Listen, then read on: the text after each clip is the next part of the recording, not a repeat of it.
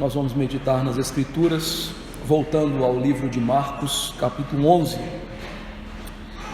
Marcos 11, eu lerei do verso 1 ao 11, mas nós vamos pregar hoje até o verso 6, que é a preparação da entrada de Jesus em Jerusalém.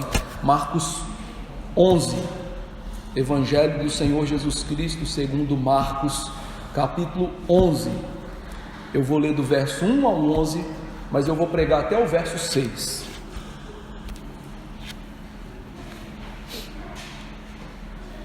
Marcos 11, 1 a 11. Diz assim: Quando se aproximaram de Jerusalém, de Betfagé e Betânia, junto ao Monte das Oliveiras, enviou Jesus 2 dos seus discípulos e disse-lhes: Ide à aldeia que está aí diante de vós, e logo ao entrar achareis preso um jumentinho, o qual ainda ninguém montou. Despreendei-o e trazei-o. Se alguém vos perguntar: por que fazeis isso? Respondei: o Senhor precisa dele, e logo o mandará de volta para aqui. Então foram e acharam o jumentinho preso junto ao portão, do lado de fora, na rua, e o desprenderam. Alguns dos que ali estavam reclamaram: que fazeis soltando o jumentinho? Eles, porém, responderam conforme as instruções de Jesus. Então os deixaram ir. Levaram o jumentinho, sobre o qual puseram as suas vestes, e Jesus o montou. E muitos estendiam as suas vestes no caminho, e outros ramos que haviam cortado dos campos. Tanto os que iam adiante dele, como os que viam depois, clamavam: Hosana, bendito o que vem em nome do Senhor, bendito o reino que vem, o reino de Davi nosso pai, Hosana nas maiores alturas. E quando entrou em Jerusalém no templo, tendo observado tudo, como fosse já tarde, saiu para Betânia com os 12. Vamos orar. Nosso Senhor Deus, nós estamos diante da Tua palavra, que é inspirada, e Tua palavra, Deus, é inerrante, e Tua palavra é magnífica. A simples leitura desse texto já nos impressiona, o como o Santo Evangelho aponta para o nosso Senhor Jesus Cristo como o Rei que vem assentar-se no trono de Davi, mas que veio como um Rei humilde, montado num jumentinho. Que nessa noite nossos olhos venham se maravilhar com esse Jesus. Que nós, ó Deus, não tenhamos uma familiaridade profana com Jesus, achando que Ele é um qualquer, ou mesmo tomando liberdades em relação a Ele, que a Tua palavra não nos permite fazê-los. Ajude-nos para que nosso coração esteja em admiração, em reverência, em respeito ao Senhor Jesus que está aqui nesse texto, e que o Senhor Jesus Cristo venha reinar no nosso coração, venha fazer com que sejamos submissos a Ele. Afinal, uma das suas funções de rei é fazer-nos submissos a Ele, sua vontade santa revelada na palavra. E que assim seja nessa noite. Se há alguém aqui que ainda não conhece Jesus como Rei, como de fato o Salvador que Ele é, abra o coração dessa pessoa, Pai, para que possa receber o Senhor Jesus Cristo na sua vida como seu Rei, como seu Salvador. Deus, me ajude a ser fiel à Escritura. Ajude os meus irmãos a ouvirem de maneira fiel, pois uma pregação fiel e um ouvir fiel levará unicamente à glória do Senhor e Salvador Jesus Cristo. E é no nome dele que oramos. Amém. Queridos irmãos, como nós temos visto até aqui, o Evangelho de Marcos responde para nós 3 perguntas fundamentais: quem é Jesus? O que Ele veio fazer? E como eu posso seguir Jesus? Então Marcos escreve esse Evangelho para os romanos com essa diretriz. Ele queria mostrar para os romanos quem Jesus era, o que Jesus veio fazer e como, diante de quem Ele é e o que Ele veio fazer, nós podemos seguir Jesus. Qual é a maneira correta de ser discípulo de Jesus? O Evangelho de Marcos, então, do capítulo 1 até o capítulo 8, como nós vimos, Marcos tem a incumbência de nos mostrar com letras garrafais quem é Jesus. E ele nos mostrou que Jesus é o Filho de Deus. Afinal, ele começa o seu evangelho falando assim: princípio do evangelho de Jesus Cristo, Filho de Deus. É a primeira frase dele. E Marcos nos mostrou isso pelos atributos de Jesus. Marcos mostrou por coisas que haviam em Jesus e que são típicas de Deus, como o perdão de pecados, o controle sobre a natureza. E Marcos mostrou também quem é Jesus pelas próprias falas de Jesus, ele apontando para si mesmo como Deus que haveria de vir salvar o seu povo. Nós vimos então que do capítulo 9 até aqui temos visto o que Jesus veio fazer. Jesus, nesses capítulos, disse por 3 vezes aos seus discípulos que ele veio morrer pelos nossos pecados em Jerusalém, que ele seria açoitado, machucado, morto, mas a nota de esperança que Jesus deu é: ele ressuscitaria. Então, o evangelho agora, nós entramos nesse momento climático, ou seja, Jesus agora vai estar diante da sua missão, ali como se diz, na cara do gol. Chegou a hora de cumprir sua missão, era a hora que ele tanto queria. Só que Marcos, ao nos mostrar isso, ele vai mostrar um pouco mais da identidade de Jesus, para que a gente não passe despercebido que esse Jesus que vai cumprir essa missão não é um Messias político, não é um Messias amiguinho da gente, não é um Messias qualquer. Ele é uma pessoa muito especial, específica. Por isso essa narrativa da entrada de Jesus em Jerusalém, e hoje nós vamos ver parte dela, nós vamos ver a preparação, ela vai mostrar para a gente que esse Jesus que vem morrer por nós, ele é rei, mas ele não é qualquer rei, ele é o rei divino, e ele não é qualquer rei divino, é o rei divino que vem em humildade. Então Marcos, por assim dizer, ele entrelaça na sua narrativa estas coisas que são típicas de Jesus. Jesus, ele é mostrado como aquele que tinha poder para multiplicar pães, mas ele também foi aquele que passou fome na tentação. Jesus era aquele que podia curar os outros, mas ele mesmo não usou esse poder de cura para salvar a si mesmo. Jesus é aquele que podia ressuscitar pessoas, mas é aquele também que se entrega na cruz e fica sob o poder da morte. Então, na narrativa dos evangelhos, nós vemos aqui a divindade, a humanidade de Jesus se entrelaçando, e quando Marcos nos narra esse momento nevrálgico, ele vai fazer questão de mostrar isso, que esse rei, que é Deus, é também um rei humano e humilde. Por isso, os versos 1 a 6 que nós vamos pregar hoje, vão nos mostrar isso. Jesus é o Deus Rei que vem em humildade. Então Jesus é o Deus Rei que vem em humildade.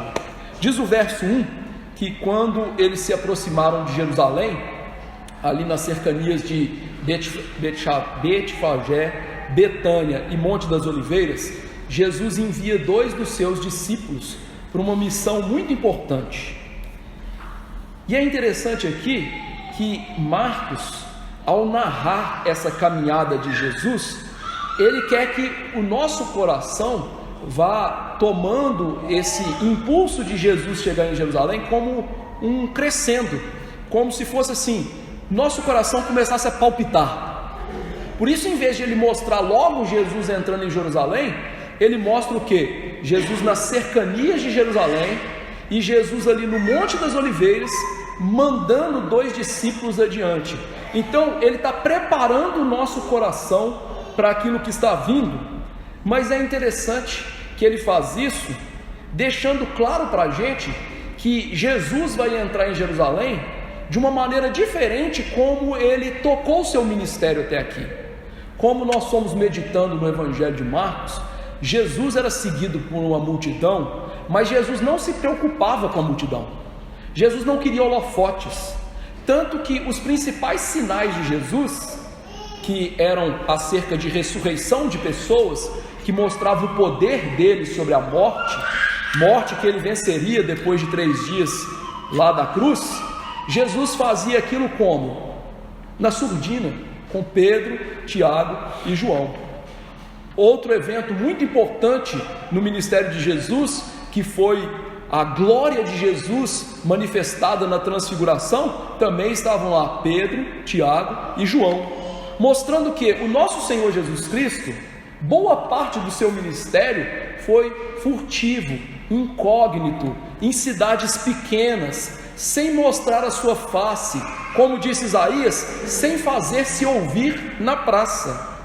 Mas agora nós temos uma mudança, porque Marcos está mostrando aqui que Jesus vai entrar em Jerusalém de maneira o quê? Gloriosa, com uma multidão, e ele está preparando isso. E isso ele tinha vontade de ensinar para os discípulos algumas coisas importantes. Primeiro, queridos irmãos, que essa era a hora mais desejada da sua vida, ou seja, Jesus passou 30 anos da sua vida vivendo ansiosamente esperando esse momento. Daí, lá na Santa Ceia, Jesus dizia para os discípulos, no grego, desejei, desejando estar convosco nesse momento. Ou seja, esse era o momento que Jesus mais desejava, o momento que ele ia na cruz, morrer por nós e fazer a nossa salvação. E aqui ele está mostrando que isso não está fora do seu controle, que isso não é algo fortuito, que isso não é algo de somenos importância, não, que esse é o motivo pelo qual ele veio, entrar em Jerusalém e morrer por nós. A segunda coisa que Jesus vai ajudar os discípulos ao fazer isso, é que os discípulos, como eles foram ouvindo de Jesus inúmeras vezes que ele iria morrer, que ele seria açoitado, achincalhado, seria destroçado pelos gentios, amando os judeus, os discípulos estavam com medo. Tanto que quando eles foram ressuscitar Lázaro, alguns dias antes em Betânia, eles falaram, agora nós vamos lá morrer com ele, agora chegou o momento. Então eles estavam com o coração pesaroso, e aqui Jesus se aproximando desse momento, pelo qual ele sempre ansiou, ele está mostrando para nós e para os discípulos, sua bravura, o quão Jesus, queridos irmãos, está acima desta obra que ele veio fazer, para que nós não nos atemorizemos, para que nós entendamos de fato quem é Jesus. Ele não é um rei vencido, ele não é um ser humano qualquer da Galileia que morreu e hoje a gente celebra com um grande mestre. Não, ele é o próprio Deus que está no controle de todas as coisas. E aqui então, nesta obra de enfrentar a ira de Deus, de morrer por nós, ele mostra bravura para que nós crentes sejamos corajosos, sejamos bravos na luta do Evangelho. Curiosamente, a Bíblia diz que os covardes não herdarão o reino dos céus. Os covardes são aqueles que negam a obra de Cristo. Os covardes são aqueles que não se assemelham a Cristo numa vida de fé, numa vida que nós sabemos que Deus está no controle, e então vivemos em confiança, em santo temor de Deus e não do homem e da circunstância. Então esse aproximar de Jesus em Jerusalém mostra para a gente sua bravura, e que nós podemos confiar nele, e podemos ser bravos também, corajosos também. E uma terceira coisa que esse caminhar de Jesus chegando em Jerusalém nos ensina, é que apesar de entrar como rei, ele também vai entrar como cordeiro pascal, que vai ser sacrificado. Então o rei veio para morrer. Você já jogou xadrez? Qual é a função nossa no xadrez? Proteger o rei. Mas o rei Jesus, ele veio morrer, ele vai para a frente da batalha para morrer por nós. E aqui esse rei é o cordeiro pascal. Jesus veio exatamente para isso. Então ele entra de maneira pública em Jerusalém, mostrando para os gregos, para os romanos, mostrando para os judeus, eu vim como o cordeiro que tira o pecado do mundo, o cordeiro pascal que vai ser imolado pelo Pai, para a salvação daqueles que creem em mim. Mas Jesus envia seus discípulos. Nesse cenário ele envia seus discípulos, e o que ele quer? Diz o verso 2: ide à aldeia que está diante de vós, e logo ao entrar achareis preso um jumentinho, o qual ainda ninguém montou, desprendei e trazei.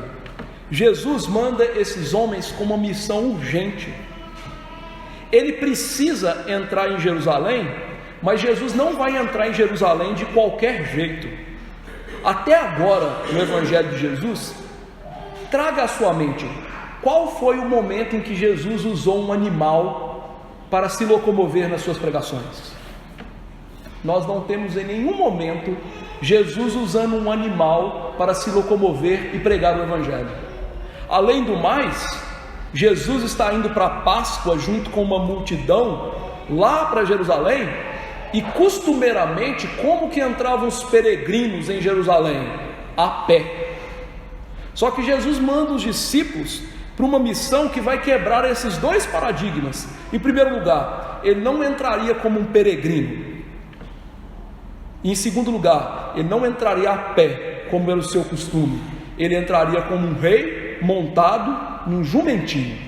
E aí veja que Marcos, ao narrar essa quebra de paradigma, ele nos dá uma riqueza de detalhes incrível, porque ele diz que aqueles discípulos encontrariam um jumentinho preso do lado de fora da casa, e mais, o jumentinho nunca tinha sido montado. Veja só, qual ser humano tem condições de fazer isso? Imagine que eu, aqui agora, dissesse para você o seguinte: olha, você vai agora no posto Denise 2, Cachucha, você vai encontrar lá uma Mercedes CLA 45 AMG com o tanque cheio, você vai trazer essa Mercedes para mim. Você acreditaria em mim? Quem seria eu para fazer isso? Então o que Marcos está fazendo conosco aqui ao ler isso, é justamente isso, colocar uma pulga atrás da nossa orelha para mostrar o seguinte: tem coisa aí. Ou seja, nenhum ser humano teria condições de si mesmo falar dos fatos que estavam distantes, adiante de si, e mais, ainda colocar um jumentinho e saber que ele nunca havia montado antes. O que Marcos está mostrando para a gente é trazer a nossa consciência de que esse conhecimento que Jesus tem não é um conhecimento comum. Jesus não foi lá combinar com o dono do jumentinho. Jesus mandou aqueles homens sem ter ido lá. Então ele está mostrando um conhecimento acima de qualquer ser humano, um conhecimento que só Deus tem. Curiosamente, nós estamos vendo isso, e lá no princípio do Evangelho de João, aconteceu algo parecido com Jesus. Já em João 1, 48 a 50, a Bíblia diz assim: perguntou-lhe Natanael: donde me conheces? Respondeu Jesus: antes de Filipe te chamar, eu te vi, quando estavas debaixo da figueira. Então exclamou Natanael: mestre, tu és o Filho de Deus, tu és o Rei de Israel. Ao que Jesus lhe respondeu: porque te disse que te vi debaixo da figueira, crês? Pois maiores coisas do que essa verás. Ou seja, Jesus mostra para a gente que ele tem um atributo que é típico de Deus, chamado onisciência. Deus é o único que conhece todos os fatos na sua extensão. Meus irmãos, Deus sabe o que aconteceu na sua vida hoje a nível celular, e não só o que aconteceu na sua vida, mas na vida de todos os seres humanos e de todo o universo. Jesus então, ao mostrar isso para os seus discípulos, é como se ele estivesse dizendo assim: veja, eu sou o Deus que está mandando vocês em missão, eu sou o próprio Deus que está aqui entrando em Jerusalém como Rei de Israel. E veja que curiosamente, quando Jesus demonstrou esse conhecimento de onisciência. Natanael, que era discípulo de Jesus, disse: tu és o rei de Israel. Jesus está para entrar em Jerusalém como rei de Israel, e o que ele mostra? O mesmo conhecimento de fatos que ninguém poderia fazer. A cena então está mostrando que o rei de Israel é Deus, que Jesus, que é o rei de Israel, é o verdadeiro rei do povo de Deus. Meus irmãos, é muito triste nós vermos em nossos dias igrejas que se dizem cristãs, mas não acreditam plenamente na divindade de Jesus. A divindade de Jesus é essencial para a nossa salvação, é essencial para a figura dele como rei. Por isso, lá no Antigo Testamento, quando os profetas viram que o rei viria, e eles falaram da vinda do rei, eles fizeram questão de mesclar a humanidade do rei, mas também com a divindade do rei. Veja o que Isaías diz: porque um menino nos nasceu, um filho se nos deu, o governo está sobre os seus ombros, ou seja, ele é o rei, e o seu nome será maravilhoso conselheiro, Deus forte, Pai da eternidade, príncipe da paz, para que se aumente o seu governo e venha paz sem fim sobre o trono de Davi e sobre o seu reino, para o estabelecer e firmar mediante o juízo e a justiça, desde agora e para sempre. Ou seja, quando Isaías viu que o rei viria, ele notou que esse rei não era somente um ser humano, mas era o próprio Deus que viria. E Jesus mostrar aqui para nós a sua onisciência, ele está mostrando, ele é o rei, ele é o Deus que viria ao seu povo. Veja que então, em segundo lugar, nós vemos aqui a divindade de Jesus pelo fato do jumentinho que vai ser usado nunca ter sido montado. Isso, aos olhos nossos, que não somos hebreus, à primeira vista parece ser algo bobo, mas não é. Lá no Antigo Testamento, os animais de carga que nunca haviam levado fardo, eles eram usados para propósitos especiais. Deixa eu ler para você número 19:2, que diz assim: esta é a prescrição da lei que o Senhor ordenou, dizendo: dizei aos filhos de Israel que vos traga uma novilha vermelha, perfeita, sem defeito, e que não tenha ainda levado jugo. Ou seja, Deus falou: os animais a serem usados no meu culto são animais que nunca foram usados, eles são consagrados para mim. O fato do jumentinho, então, nunca ter sido usado é significativo, porque esse jumentinho, ele seria usado agora para propósitos sagrados. Ele foi separado por Deus das coisas comuns da vida de jumentinho para levar Jesus. Então esse jumentinho foi consagrado pelo próprio Deus para levar o seu rei até o seu povo.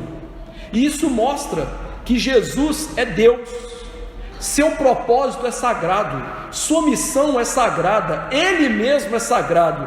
Então ele vai usar um animal dedicado a fins sagrados para cumprir o seu propósito, mostrando que Jesus não é um rei qualquer. Salomão montou a mula de Davi, os outros reis montaram animais que lhes eram próprios.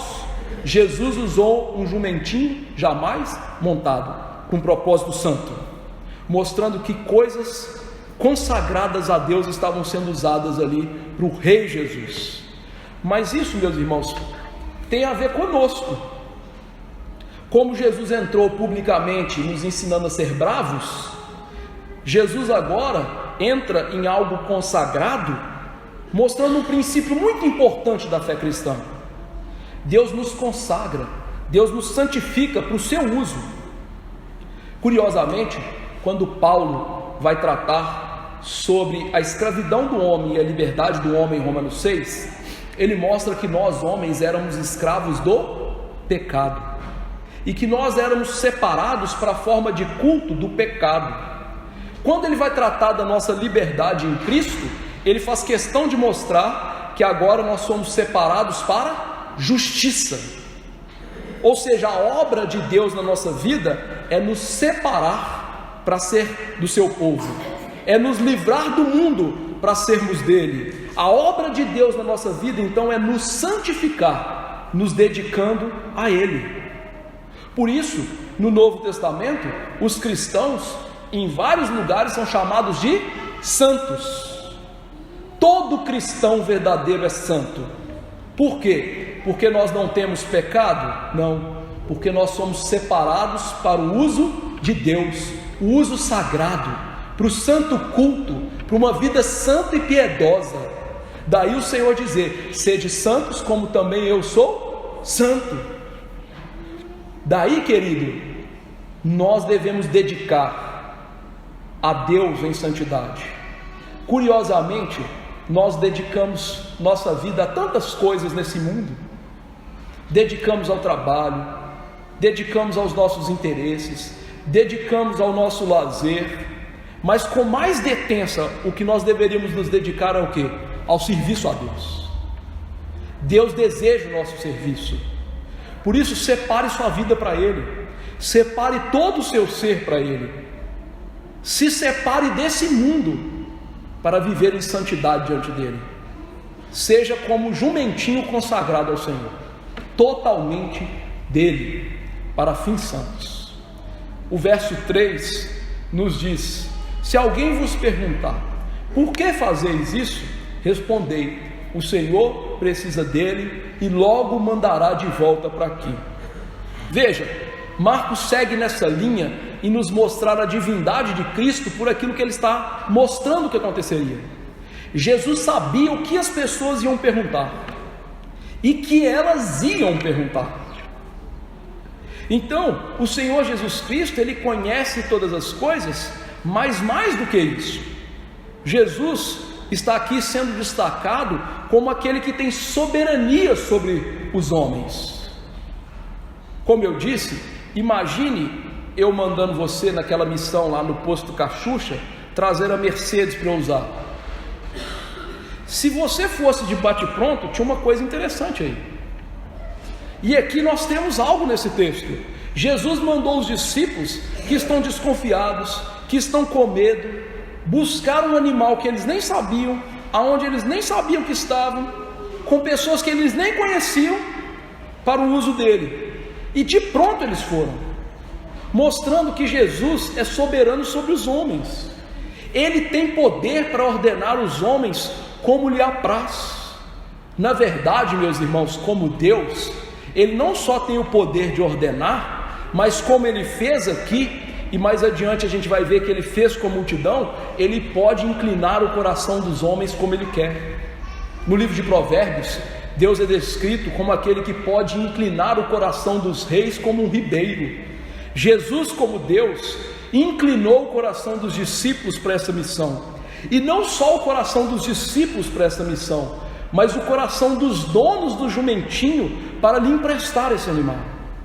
Eles iriam perguntar sobre o que estava acontecendo e iriam ceder diante da palavra de Jesus, mostrando toda essa soberania de Jesus sobre os homens.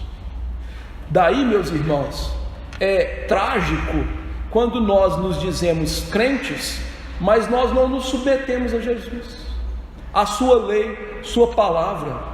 Porque quando nós nos deparamos com o fato de Jesus ser Deus e ser soberano, o que deveríamos fazer de prontidão, de coração aberto, é: vou me submeter a esse Deus, vou me quedar a Ele. E Jesus tem paciência conosco, mas Jesus tem uma paciência limitada conosco. Se somos daqueles que nunca se submetem a Ele, é porque não somos os seus. O texto então segue mostrando essa identificação de Jesus como Deus, e veja que Jesus disse: digam para esses homens, o Senhor precisa dele. E essa fala é muito interessante, porque a palavra grega aqui, Kyrios, Senhor, ela é usada para diversas finalidades no Novo Testamento, mas sobretudo ela é usada para identificar Deus como Senhor. Então Jesus está literalmente pegando um título para Deus e usando para si. Então o argumento dele é: diga para esses homens que Deus precisa do jumentinho. Quem precisa do jumentinho? Jesus. Então Jesus é Deus. É isso que o texto está mostrando. O que é interessante aqui é isso, ó. Jesus aponta para si mesmo como Deus. Quando eles perguntarem, por que vocês estão levando esse animal? Deus precisa do animal. E aí é interessante notar que os apóstolos não questionaram Jesus por usar um título divino, e aqueles homens não questionaram os apóstolos ao atribuírem a Jesus um título divino.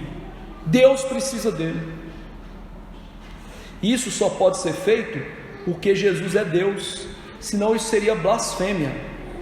Interessante que nós pensamos que blasfêmia é só xingar a Deus, mas blasfêmia é quando qualquer um de nós toma uma atribuição para ser nossa, que é típica de Deus. Vou dar um exemplo simples.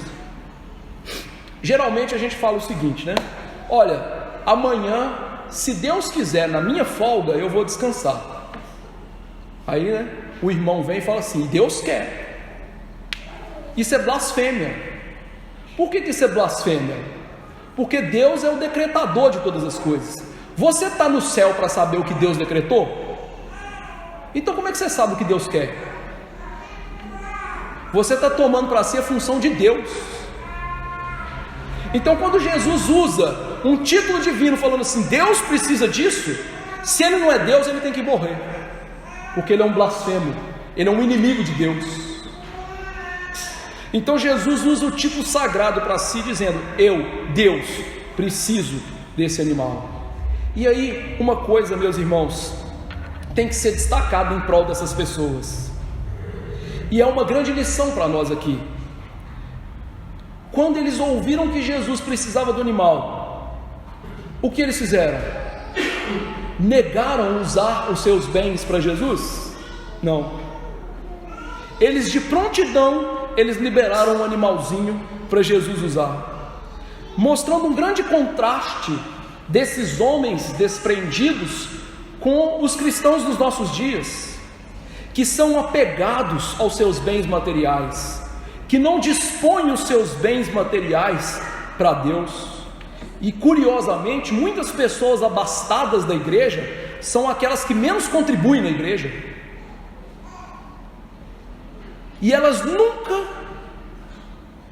pensaram de que nós devemos contribuir com Deus com os nossos bens. E veja, nós ouvimos na Bíblia constantemente que Deus quer que nós usemos os nossos bens para o Senhor. Ao ouvir, Deus precisa do jumentinho, esses homens falaram, levem o jumentinho. Querido irmão, aprenda isso. Você e eu, nós não devemos ser apegados aos bens materiais de tal maneira que nós os usemos somente para nós. Deus nos deu recursos nesse mundo para que nós ajudemos os nossos irmãos, para que nós os usemos na iniciativa do Evangelho, do Reino. Agora, algo que vai queimar nossa cachola no texto é que Jesus disse algo muito interessante: eu vou usar e de novo eu vou mandar para cá. Olha que coisa interessante. Pense bem, quem é o dono de todas as coisas que existem nesse mundo? Não fale o Bill Gates, né? O Salmo 24 diz, ao Senhor pertence a terra e tudo o que nela se contém. Então o iPhone que você está usando é de quem? Deus. O churrasco que você comeu ontem era de quem? Deus. O seu vestido Dolce & Gabbana é de quem? Deus. E Jesus fala assim, olha, eu vou usar, mas eu vou devolver, mostrando um princípio esquecido na igreja, chamado o princípio da mordomia cristã. O princípio da mordomia cristã nos ensina que todas as coisas são de Deus, mas que Deus confiou a posse dessas coisas a nós, para que nós usássemos para Ele. Então, nós somos mordomos de Deus. Você conhece aquele super-herói, o Batman? O Batman tem um sujeito que serve ele no castelo, que é o Alfred, né? O Alfred é o mordomo, é alguém que toma conta de tudo do Batman, do Bruce Wayne, né? E usa as coisas do Bruce Wayne para o bem. Ou seja, digamos assim, nós somos o Alfred do Senhor, né? Mordomos do Senhor. Ele deu tudo que você tem para isso, para você usar para Ele, para o bem dEle, para o crescimento do reino dEle. E Ele não nega que essas coisas são nossas e nós podemos fazer bom uso delas. Eu vou lembrar a você que no começo da igreja em Jerusalém, muitas pessoas pegavam os seus bens e vendiam e ajudavam os pobres de Jerusalém. Certa vez, um casalzinho, Ananias e Safira, porque era muito legal vender os bens, né? Eles fizeram o quê? Vamos vender uma parte do campo, vamos entregar como se fosse tudo e a gente fica com o dinheirinho. Então a gente sai bem para os dois lados, né? A gente fica com o dinheiro no bolso e ainda tem o louvor do povo. Que legal! Eles venderam os seus bens. A gente sabe que eles morreram, né? Mas o que eu quero salientar aqui é que Pedro disse: conservado o campo não seria teu? Ou seja, ele disse: Deus não pediu que você entregasse dessa maneira. Se você tivesse retido o campo, é teu. Você poderia ter usado o seu campo. E eles serviriam a Deus com o campo de outra maneira, mostrando esse princípio da mordomia, que nós devemos entregar dons, talentos, recursos, bens, todo o nosso ser para Deus, para o reino de Deus. Verso 4: então foram e acharam o jumentinho preso ao portão do lado de fora, na rua, e o desprenderam. Meus irmãos, veja que Marcos, ao narrar agora a chegada dos discípulos junto ao jumentinho, ele faz questão de narrar essa chegada da maneira como Jesus havia descrito antes, né? Já viu quando a gente está com preguiça de escrever alguma coisa no computador ou no celular, e a gente faz o Ctrl+C, Ctrl+V, o copia e cola, e fica a mesma coisa escrita? Às vezes você faz isso no WhatsApp, né? Você quer mandar a mesma mensagem para o outro, e você não quer encaminhar, você não quer ver que a pessoa foi encaminhada, né? Você vai lá e copia e cola, não é? Marcos fez um copia e cola aqui, santo, para mostrar para a gente o que? Do jeitinho que Jesus havia descrito a cena, se cumpriu. E o que ele mostra com isso? Quando nós olhamos nas Escrituras, em toda a Escritura, a típica palavra de Deus se difere das palavras mentirosas de Satanás na boca de falsos profetas, falsos deuses, através da diferença do cumprimento. Ou seja, a palavra de Deus se cumpre. Moisés ajudou o povo de Deus a identificar falsos profetas, mostrando que a palavra dos falsos profetas não vai se cumprir, a palavra do verdadeiro profeta vai se cumprir.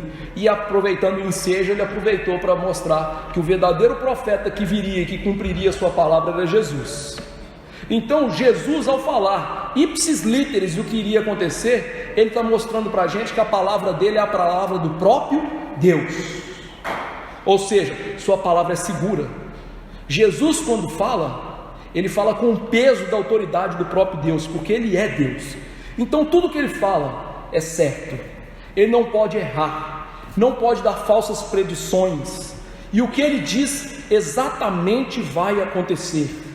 E Marcos, ao fazer isso, meus irmãos, ele está mostrando para os seus irmãos que vão receber esse evangelho para nós hoje algo muito importante: a segurança da palavra de Deus. É muito triste hoje pessoas procurarem a palavra de Deus na boca de falsos profetas que dizem: eis filho que eu te digo, e não está dizendo nada. Boca de Satanás. Quando o Senhor Deus deu para a gente a Bíblia, que contém a sua palavra segura, confiável, que não falha. Meus irmãos, quando nós olhamos para a preciosidade da Bíblia e a sua precisão, é algo que a gente deveria ficar boquiaberto. Lá em Isaías, 300 anos antes de Ciro, o medo persa, nascer, ele disse que aquele homem ia nascer, ia derrotar a Babilônia, ia libertar o povo do Senhor. Davi, 1000 anos antes de Jesus nascer, ele profetizou sobre Jesus, que que seria Deus e se assentaria à destra de Deus. Lá no princípio do mundo, que a gente não sabe nem quanto tempo tem, o próprio Deus falou a Adão e Eva que viria um varão que esmagaria a cabeça da serpente. Ou seja, quando nós olhamos para a palavra de Deus, ela é segura, por isso ela é a única maneira de Deus falar conosco hoje. E o autor de Hebreus, no capítulo 1, ele diz: havendo Deus outrora falado de muitas maneiras aos pais pelos profetas, nesses últimos dias nos falou pelo Filho. Ou seja, Deus cessou aquelas maneiras de falar, para falar de maneira segura, verdadeira, infalível, por meio de Jesus e sua Bíblia.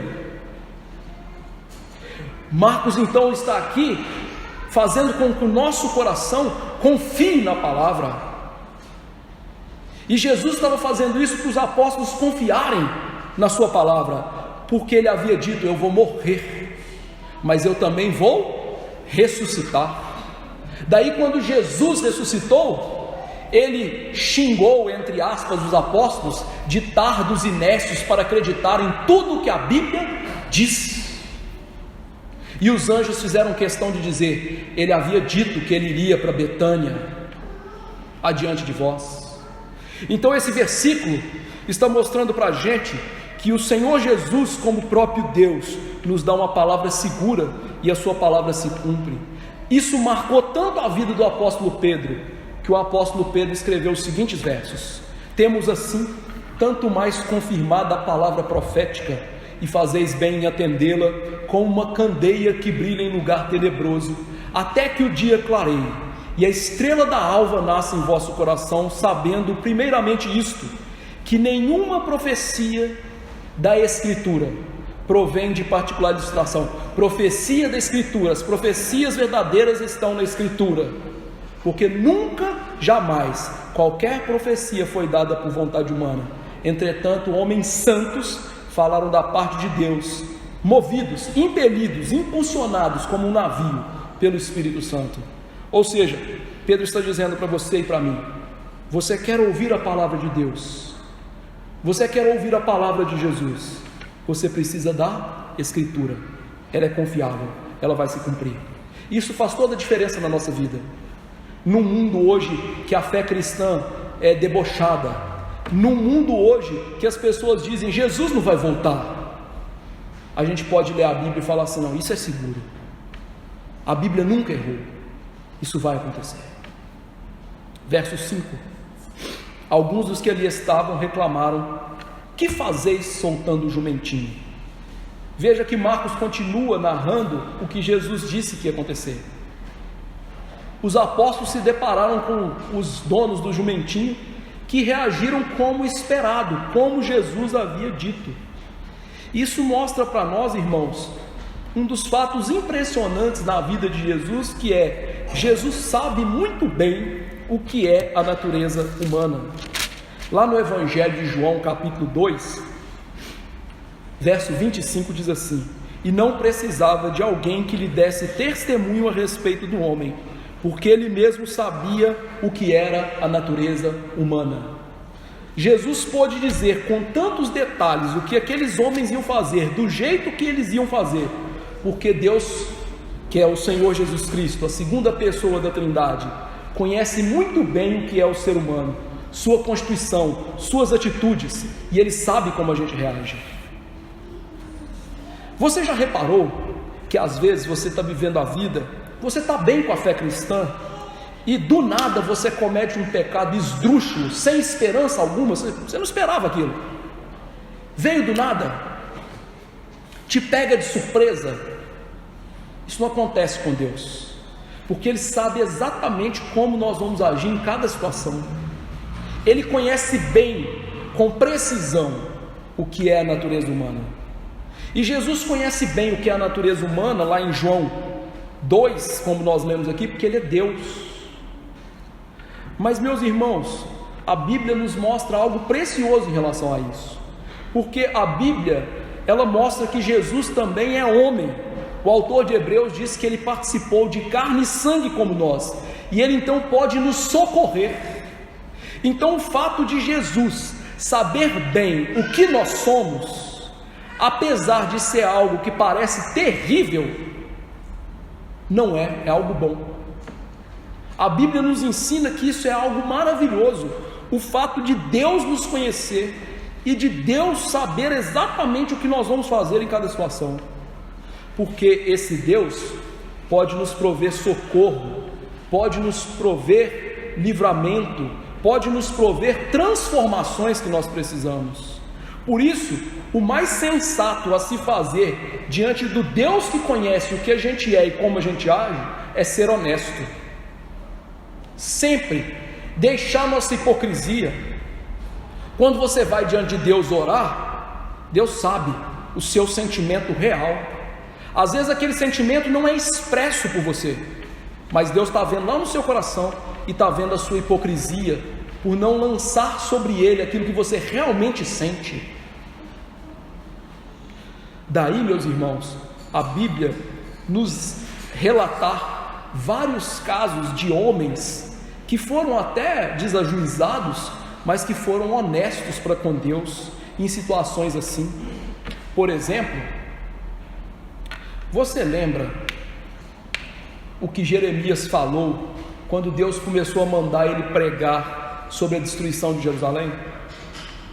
Jeremias virou para Deus e falou assim: Deus, o Senhor nos enganou, não faça isso. Mas uma coisa pesa a favor dele: ele foi honesto, e Deus, em vez de destruir aquele homem, Deus deu graça para ele.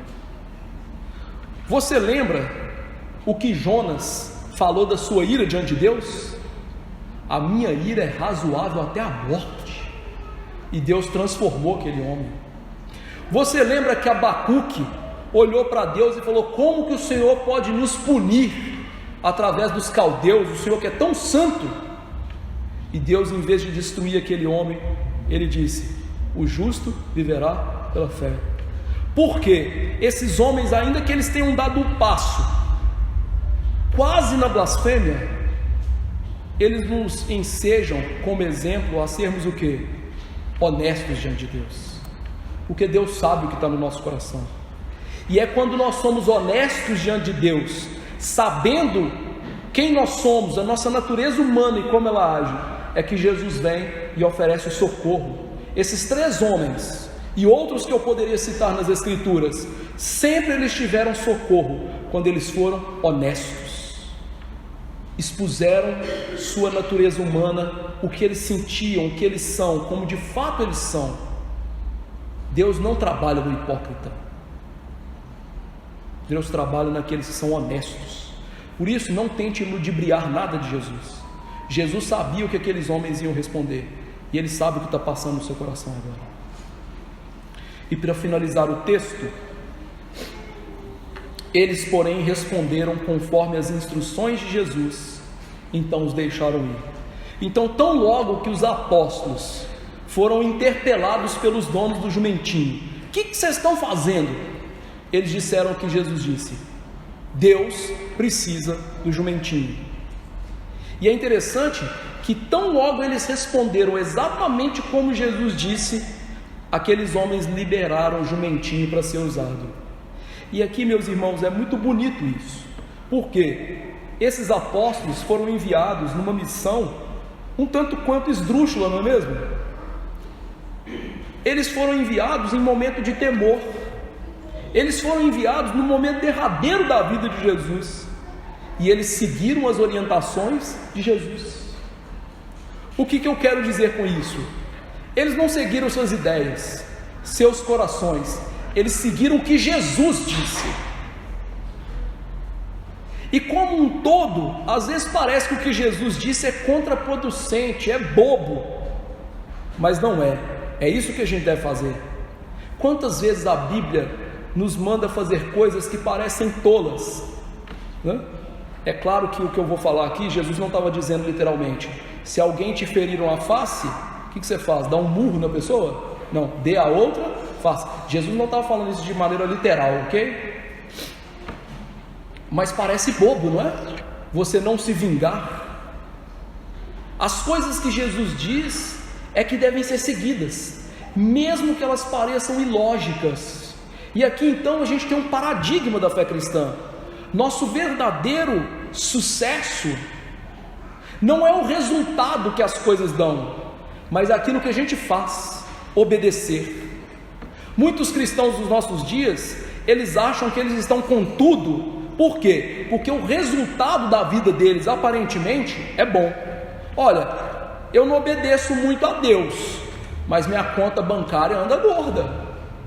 Olha, eu não sou muito fiel, em ir ler a Bíblia e orar, mas rapaz, eu estou com uma mulher que é uma beleza, Olha, eu não sou muito esse negócio de ir na igreja, ouvir a palavra, mas os meus filhos são tão bonitos, Então, nós pegamos a mentalidade do mundo que é, o resultado é o que importa, e a Bíblia, o que importa é que você seja fiel. Paulo diz lá em 1 Coríntios 4:2, ora, o que se requer dos despenseiros é que cada um deles seja encontrado fiel. Ou seja, todo servo de Jesus tem que se preocupar com uma única coisa: ser fiel. E foi assim que os apóstolos fizeram. O que é para dizer? Fala que Deus precisa do jumentinho. O que eles fizeram? Deus precisa do jumentinho. Por isso a Bíblia nos chama a obedecer, desenvolver a nossa salvação com temor e tremor, lá em Filipenses 2:12 em diante, e fazer tudo sem murmuração, sem contenda, de acordo com a palavra do Senhor, e viver como servos inculpáveis no meio dessa geração perversa, porque o servo de Deus, ele sempre vai obedecer a palavra de Deus. Ou seja, não importa o que as pessoas me digam, não importa os conselhos que me dão, o que a Bíblia diz, o que Jesus diz na sua palavra, é isso que eu vou fazer. E veja que eles fizeram isso sem relutância, obedeceram de pronto, de coração. Jesus não quer discípulos rebeldes, Jesus quer discípulos submissos à sua palavra, porque discípulos rebeldes não são discípulos, são rebeldes, como o próprio nome diz. É por isso que Jesus pastoreia ovelhas e não bodes. Já tentou pastorear bode? O que o bode é? Impastoreável. Já viu o bode? O bicho sobe num canto, come um negócio, destrói a cerca, faz mó fusarca, não é? Bode é impastoreável. Por isso que discípulo de Jesus é chamado de ovelha. Ovelha ouve a voz do pastor e obedece. Os apóstolos obedeceram. E essas pessoas que aqui estão, que nem falaram o nome delas, quando elas ouviram Jesus, Deus precisa, imediatamente elas obedeceram o Senhor, sem relutância, sem demora. Agora, tem uma coisa que Marcos não nos diz aqui. Por que Jesus fez isso? Qual foi o motivo? O Evangelho de Mateus responde. Quando Jesus manda aqueles homens buscar o jumentinho, Mateus responde o motivo de Jesus fazer isso. Diz assim, Mateus 21, 4 e 5. Ora, isto aconteceu para se cumprir o que foi dito por intermédio do profeta. Dizei à filha de Sião: eis aí te vem o teu rei, humilde, montado em um jumento, num jumentinho, cria de animal de carga. Ou seja, por que Jesus queria um jumentinho? Porque Jesus estava ávido e consciente de que ele precisava de cumprir as profecias do Antigo Testamento, que diziam que o rei viria ao seu povo, e que não só viria ao seu povo, mas ele viria montado num jumentinho. E quando Mateus fala isso, é interessante que Mateus, ele mostra o escopo da Bíblia se cumprindo em Jesus, porque Mateus, ele junta duas profecias aqui, que estão se cumprindo nesse momento, Isaías 62:11 e Zacarias 9:9. Em Isaías 62:11 diz assim: por amor de Sião me não calarei, e por amor de Jerusalém não me aquietarei, até que saia a sua justiça como um resplendor, e a sua salvação como uma tocha acesa. dizei à filha de Sião: eis que vem o teu Salvador. Lá em Isaías, Deus estava dizendo para aquelas pessoas no futuro e para nós: o meu filho vem como uma tocha de salvação. Ele vai entrar em Jerusalém para salvar vocês dos seus pecados. E lá em Zacarias 9, ele diz: alegra-te muito, ó filha de Sião, exulta, ó filha de Jerusalém, eis aí te vem o teu rei, justo e salvador, humilde, montado em um jumento, um jumentinho, cria de jumenta.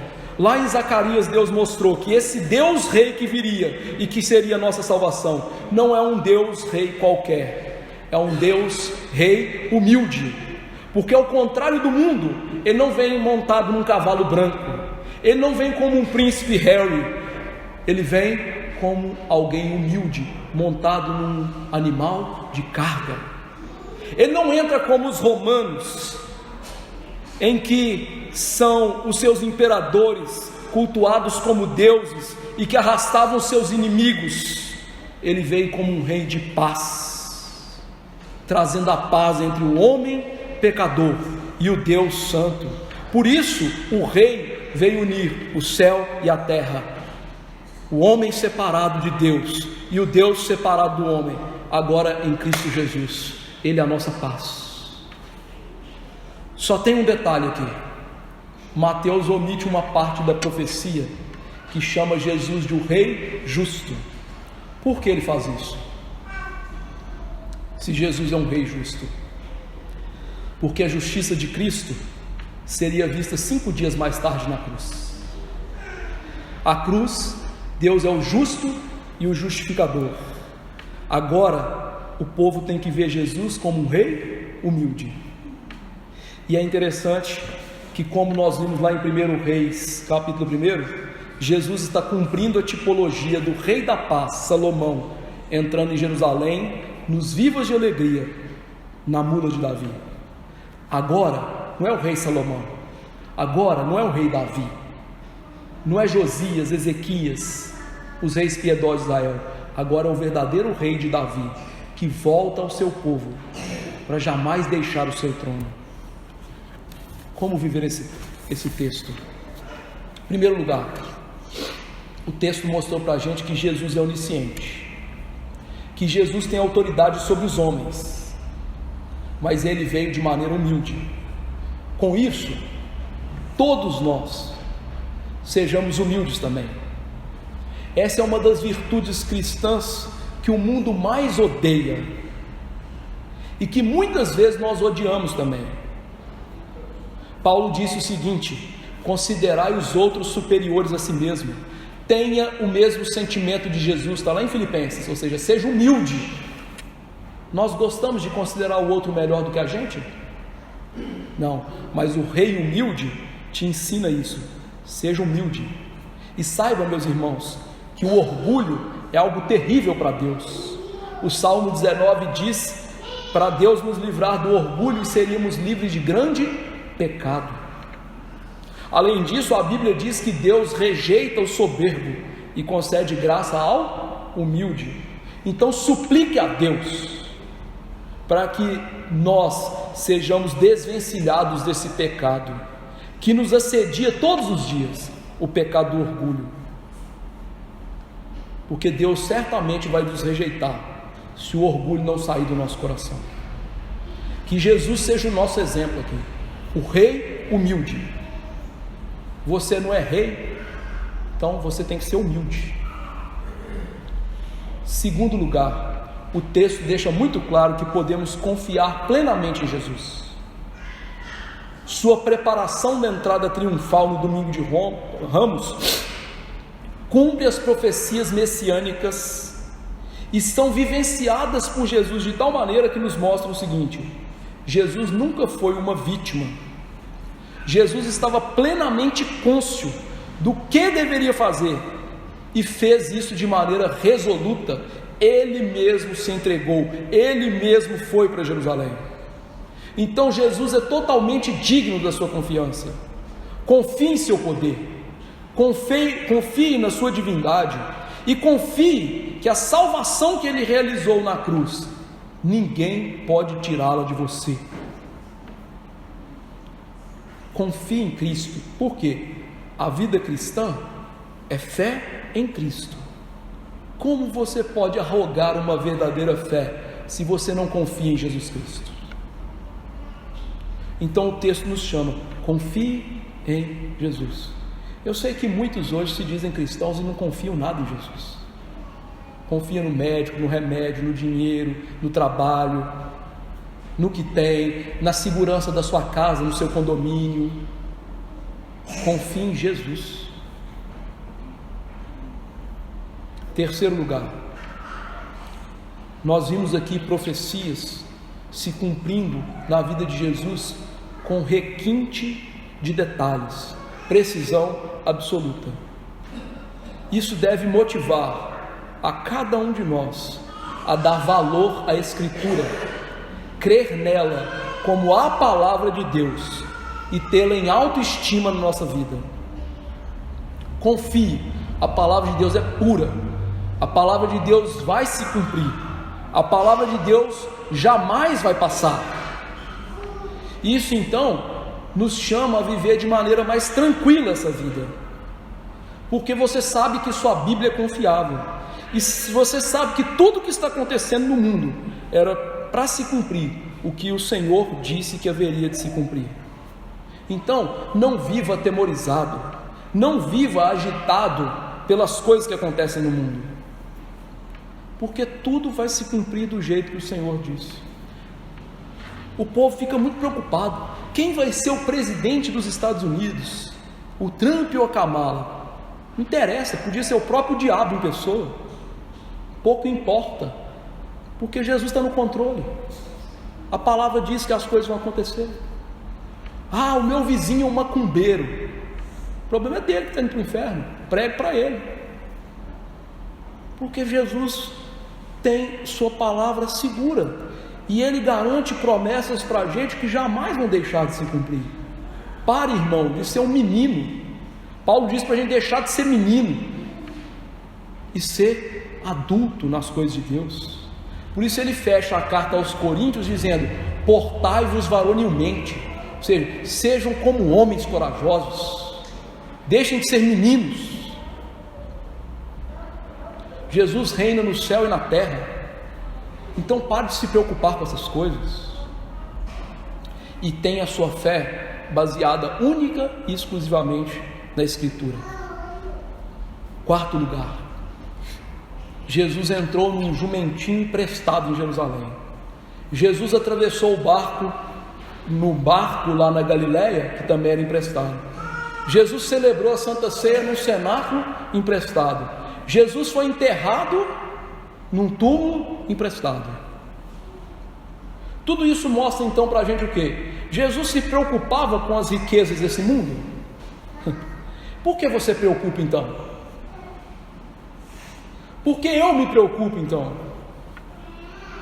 Seria muito bom para nós cristãos entendermos uma coisa: buscar riqueza nesse mundo, querer ficar rico nesse mundo, preocupar-se em primeiro lugar com as coisas desse mundo, é uma ignorância tremenda, porque todas essas coisas vão ser desfeitas por Jesus na sua volta. Por isso que o apóstolo Paulo nos ensina: pensai nas coisas lá do alto, onde Cristo vive. Foque sua mente no céu, foque sua mente em Cristo, busque em primeiro lugar o reino, e as outras coisas serão acrescentadas. Jesus vai dar tudo o que você precisa, não tudo o que você quer, o que você precisa. Quinta aplicação: em toda a sua vida Jesus foi pobre. Então não é pecado ser pobre, ainda que muitos pecados possam nos levar à pobreza, como bebedices, jogos, sermos consumistas. Quantos crentes aí, né, com dívidas imensas no cartão de crédito. Nascer com poucos recursos não é vergonha. Jesus nasceu com poucos recursos. O que nós então temos de missão a fazer é: se o Senhor quiser me manter pobre, que eu esteja contente com aquilo que Ele me deu. Daí Paulo dizer: tudo posso naquilo que me fortalece. Os crentes falam isso para ser ricos, né? Para ter dinheiro, para ter saúde, para ter fama, para ter isso. Paulo estava dizendo justamente ao contrário: eu posso ser pobre, eu posso ser um prisioneiro, eu posso ser o que for, porque Jesus me faz contente, Ele me fortalece. Então, peça a Deus para que a força de Cristo esteja em você, e seja na riqueza ou seja na pobreza, você seja contente com o que Deus te deu. Por quê? Meu amigo, você pode ser muito rico e não ser contente com o que Deus te deu. Vocês lembram do tio Patinhas? Pastor, você está ficando velho. Tio Patinhas, né? O tio Patinhas sempre queria mais uma moeda, não era? Ele tinha um cofre cheio de moedas, mas sempre precisava de mais uma. Não é assim? Se você não tem contentamento em Deus, você pode ter 1 bilhão no banco, todas as casas de Curvelho, o harém de Davi, e você não vai ser contente. Peça contentamento a Jesus. Jesus foi contente. 6º lugar, esse texto nos mostra quando aquelas pessoas ouviram: Deus precisa dos seus bens, eles dispuseram os seus bens para Deus usar. E essa é uma lição preciosa que a gente tira desse texto. Nossos bens devem ser usados para o Senhor e para a glória do Senhor. Em nosso materialismo, nós esquecemos que tudo que a gente tem vem de Deus e é dele, e portanto a gente quer servir a mamon nessa vida. Mas a Bíblia diz: ninguém pode servir a Deus e as riquezas. Ou você serve a Deus ou você vai servir as riquezas. E a maneira de servir a Deus é entender que tudo, mesmo o pouco que você tem ou muito que você tem, deve ser usado para Deus. Eu não sei se a história é verdadeira, mas eu vou contar a título de ilustração. Dizem que o dono daquela marca de pasta de dente, Colgate, era crente, e que um dia, diante de todo o império que ele tinha, ele decidiu, em vez de dedicar 10% a Deus, que era o seu dízimo, viver com 10% e dedicar 90% a Deus. Ou seja, aquele homem entendeu o quê? Olha, amigo, tudo que eu tenho é para ser usado pelo Senhor. E na verdade, meu irmão, 100% deve ser dedicado a Deus. E eu não estou falando de dinheiro, eu estou falando do seu coração, da sua profissão, do que você é como pai, como mãe, como filho, como crente. Nós vamos ver depois a oferta da viúva pobre. Ela deu tudo o que tem, e Jesus não estava falando de dinheiro, ele estava falando de vida. 7ª aplicação: Jesus, que é dono de todas as coisas, tomou o jumentinho emprestado e devolveu. O que ensina isso para você? Viver de maneira honesta nesse mundo. Quantos cristãos dentro da igreja tomam dinheiro emprestado com os outros e nunca devolvem? Vamos voltar aqui? Jesus é Deus. Jesus era o dono legítimo do jumentinho, mas ele não negou a posse daqueles homens, ele pegou e devolveu. Então quem é você para pegar dinheiro com as pessoas e não devolver? Ficar devendo banco, o agiota e outras coisas piores. Você e eu deveríamos procurar viver uma vida honesta, devolvendo a Deus o que é de Deus e a César o que é de César. Se tomarmos dinheiro emprestado, que devolvamos também. Se tomarmos algo de uma pessoa, usarmos algo de uma pessoa, não nos apropriemos dessas coisas. Os crentes, se possível e é desejável, Paulo diz: a ninguém deveis nada, a não ser o amor. Aprenda a viver contente, e você vai aprender a viver não devendo ninguém, e se dever, vai aprender a pagar. Seja honesto. 8ª aplicação: Jesus monta num jumentinho consagrado a Deus. Isso nos dá a lição que toda a vida cristã tem que ser consagrada a Deus. É interessante como a gente não nota isso na Bíblia às vezes. Lá no Antigo Testamento existia um sacrifício chamado holocausto, em que todo animal era queimado a Deus. Sabe o que Deus estava ensinando para você e para mim? Todo o seu ser tem que ser devotado a Deus. Todo. Se tiver uma partezinha do seu ser que não é devotado a Deus, está errado. Jesus toma um animal consagrado e usa para ele. Então aqui a lição para nós é: seja consagrado a Deus, seja separado por Deus e dedique todo o seu ser para Deus. Querido, não tenha reservas na sua vida em servir a Deus. Olha, eu sirvo a Deus na área material, mas na área sexual eu não sirvo. Eu sirvo a Deus no meu trabalho, mas eu como até pesar 200 quilos. Isso não é vida consagrada a Deus. Uma vida consagrada a Deus é uma vida que segue a Deus em todas as áreas da vida. Todas. Consagre-se totalmente ao Senhor. Nona aplicação: Jesus entra com coragem em Jerusalém. Ele fez isso para morrer por nós. Mas isso ensina para a gente que a vida cristã é marcada por coragem. Como os cristãos de hoje são covardes. Como os pastores hoje têm capitulado diante dos seus ouvintes e mudado a mensagem para ter igrejas cheias, para falar o que seus ouvintes querem.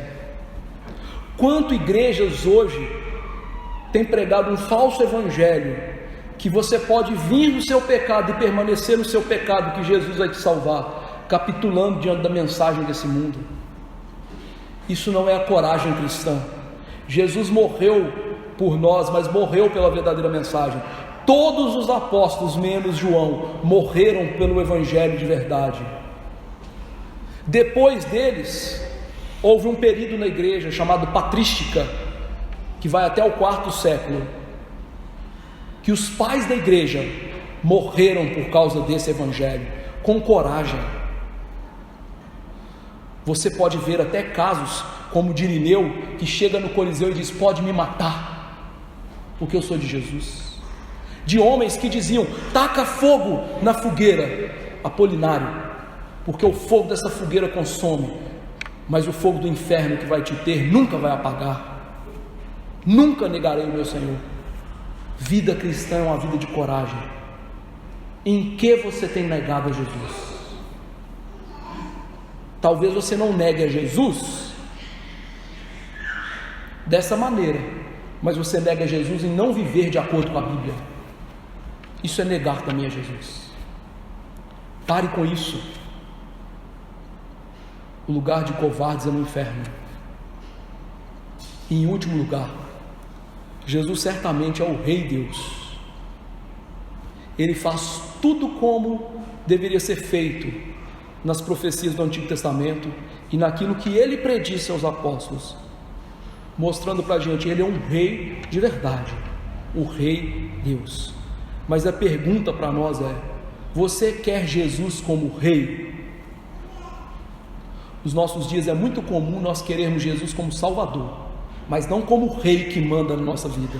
Quem manda na minha vida sou eu. Não existe reinado de Jesus na nossa vida sem Ele mandar na nossa vida. E não existe salvação se Jesus não manda na nossa vida. Então eu te pergunto: você obedece? Você conhece os mandamentos de Deus e segue?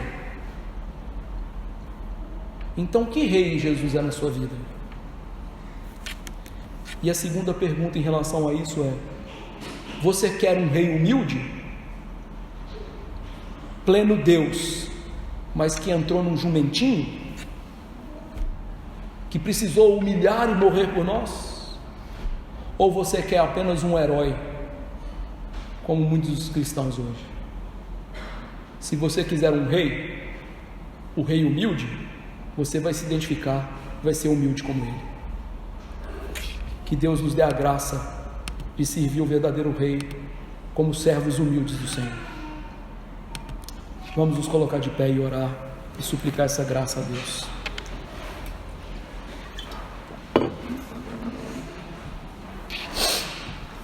Senhor Deus, ó Pai bendito, diante de Ti, Senhor, eu suplico Tua graça e misericórdia sobre as nossas vidas,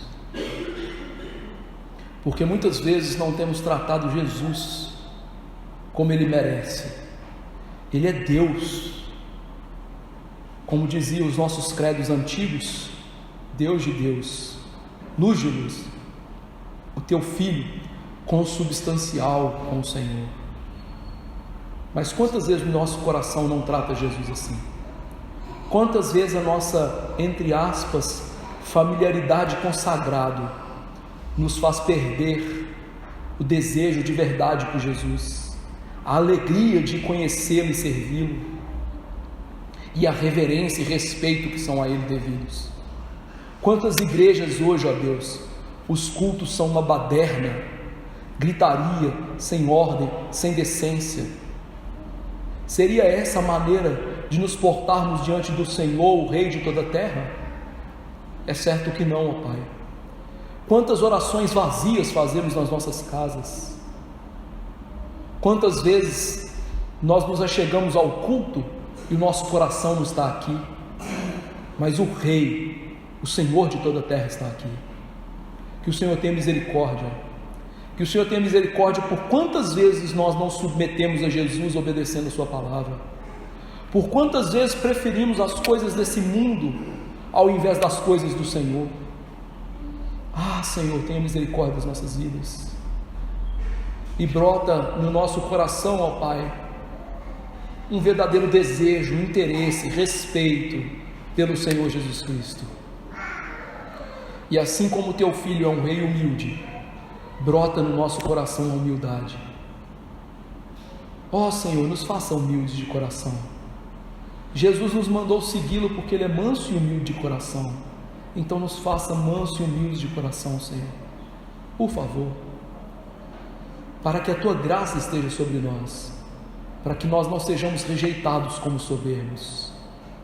Tira de nós todo orgulho, toda empáfia, e nos faça humildes, ó Senhor, e nos faça prontos para servir, sem reclamar, sem pestanejar.